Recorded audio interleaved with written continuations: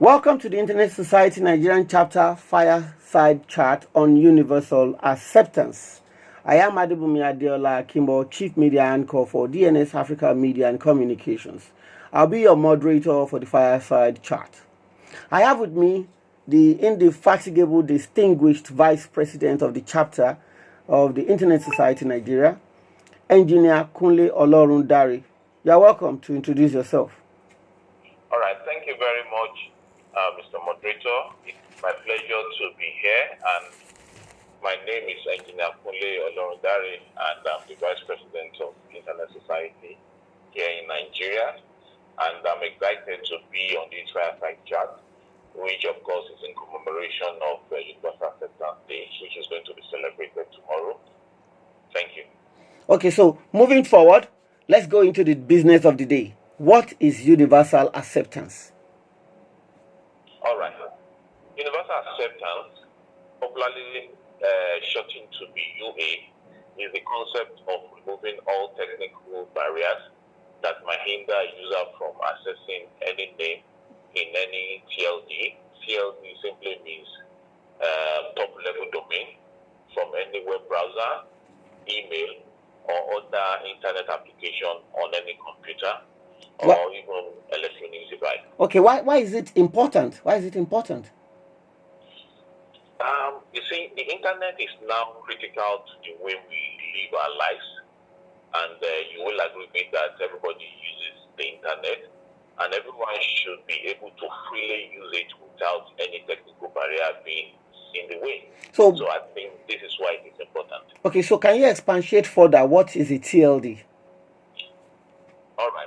TLD, like I earlier said, stands for top-level domain, and this is a portion of the internet naming structure, globally recognized and unique identifiers such as email addresses and website names belong inside a TLD. You use the word global. Are you trying to say IDN-TLD? What does that imply? All right. So IDN-TLD simply stands for Internationalized Domain Name Top-Level Domain. This refers to the TLD, if you allow me to use that word again, TLD name, being in a non-ASCII script. And ASCII simply means American Standard Code for Information Interchange. That is, it uses characters other than the Latin alphabet, which of course is the alphabet that is being used, in the normal script of, Latin. The addition of IDN TLDs permit people to make use of names in many more languages than could be achieved in the original set of TLDs. So why is UA an issue? Why is universal acceptance an issue? All right. So UA, which of course, like you rightly said, universal acceptance in full, it's an issue. And this is because, you see, users are experiencing bugs when trying to use many TLDs in their browsers, email, and other applications. This contributes to a chicken or the egg problem. Users don't exhibit enough interest to get bugs fixed because the bugs prevent users from becoming interested and vice versa. As a result of this is not just a bug for users, it is a bug for all working to expand the internet. And as a matter of fact, this is a problem that we all need to solve together. True. Okay, so what is happening at the end user level? Okay, so like I was trying to explain the other time, at the end user level, bugs appear in a few ways. One bug prevents someone from using an email address because the software doesn't believe the name is legitimate. The bug may be simply omitting the top-level domain from a list, or it may be an interactive rejection of a name as not valid. Another bug is a failure to convert from a user's rating, that is, when you are typing written input into the internal format used on the internet, and conversely, to display identifiers in the user script. The underlying format is in ASCII, And like I said the other time, ask the bank for American Standard Code for Information Interchange. And, this to avoid obsoleting older systems, but this format needs never be presented to the user. And to add more to that, in certain circumstances, browsers are not recognizing and rendering the new generic top-level domains, and for short we say GTLD, in the correct script, such as the Chinese language address displayed as a similar random list of letters and figures. And email addresses written in non-English letters ends being accepted as well. So, and this is the reason why, the user level needs to be taken care of. Okay, so who is affected by the universal acceptance? Oh, this is a very good question. And you see, internet service consumers, and I believe you yes. are also true, very true, very just true. like my own self, and of course, needing or wanting to make use of identifiers in top-level domains that experience technical faults are affected by lack of universal acceptance. Why? Because we won't be able to, browse effectively. Notably, but not exclusively, this includes people whose written language is not based on, ASCII. A secondary effect is on providers who will benefit by accepting and offering these identifiers. The effect being via lowered demand. You can see that this is a big deal. Yeah, it is. It is a big deal. What is the Universal Acceptance Steering Group? All right. So the creation of a steering group to guide the identification of top-line issues and propose solutions, as well as the creation and dissemination of best practices and general outreach information about the universal acceptance that we are talking about today. This is actually an initiative of, ICANN. And at the same time, this is a project that will take years to make progress on. True. The steering group should be, a standing group whose membership may fluctuate over the years. And you will agree with me on that note. Why? Because, some people are already in that group, and while others are planning to join. And as a matter of fact, some others will say, okay, let me hang my boots, so that is why it is like that. And ICANN should be prepared for the steering group to drive action over the course of, the next 10 years, and group leadership times and structures to be reevaluated every 2 years. And I think this is the right way to go. Thank you so much. Thank you so much. Okay, so you mentioned ICANN. Why is ICANN involved in universal acceptance?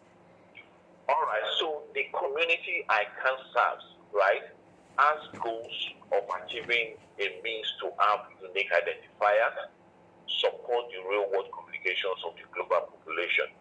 This is, one of the reasons. Besides covering the written languages, this includes other innovative ways in using identifiers, such as domain names and email addresses. And you know that ICANN is involved in, the management of all these things we are talking about. So definitely, ICANN is actually at the core of this issue.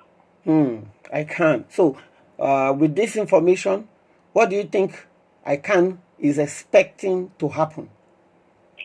Okay, so ICANN call for the cooperation of invested, parties to ensure that all the new top-level domains are available to all that will use them. And of course, you and I are part of this, parties that we are talking about. True, very true.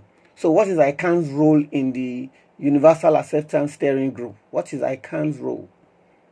Okay, ICANN's role is that of coordinator, just like a coordinator, and sometimes a catalyst. And of course, they can also be, a supporter. And as a matter of fact, ICANN is also an advocate, and we can also see ICANN as a manager of the work streams. Staff should project manage and publish outcomes and provide budget as appropriate to support the initiative. They should also act as a secretariat for the Universal Acceptance Initiative. And that is what they've been doing. Wow. So we should give kudos to them. Good. Great. Very great information. So if I should need information or I want to question, universal acceptance, where do you advise someone who is trying to grab the information? Where do you think such a person should go to? Okay, so if you have concerns, like maybe you have questions, you can submit that to customer service at ican.org. And of course, you can also visit the resource section of the ICANN website, that is www.ican.org. When you get to the website, just navigate, you look around for, resource, and you see universal acceptance. Click on it, then you see all the information that you need. Okay, so what's your final take? You've been giving us, feedbacks. So far, so good. What's your final take on universal acceptance?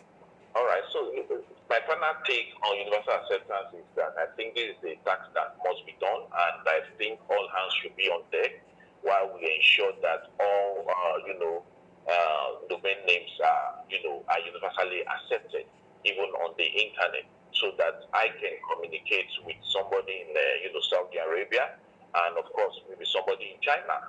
And, this will definitely bring about, maybe business opportunities and so many other opportunities.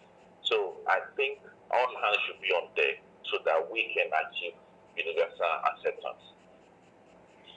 Okay, so on that note, I would want you as the representative to give us your statements on tomorrow's program. All right, so tomorrow is the first edition of ICANN Universal Acceptance Day celebration, and I want to encourage each and every one of us to, hook up with a community or an association that is, actually celebrating universal acceptance, so that we can learn as much as we can. And of course, we can also, join any of those working groups. As a matter of fact, there are about 5 working groups. This includes, communication working group, measurement working group, local initiatives working group, ambassador working group. You can join any of these working groups so that you can communicate. And at this juncture, I want to say happy celebration of the first ICANN Universal Acceptance Day in this year, 2023. Oh, great. Thank you so much, Engineer Olorundare, Kunle Olorundare, for the Internet Society Nigerian chapter. And you heard it all. He's wished us a happy Universal Acceptance Day. Thank you so much, Mr. Olorundare. Thank you, Mr. Moderator. Bye for now. Thank you so much. So you could always play, replay, and then, like he said, participate in a community or with any other project or program around you. All the best. Thank you.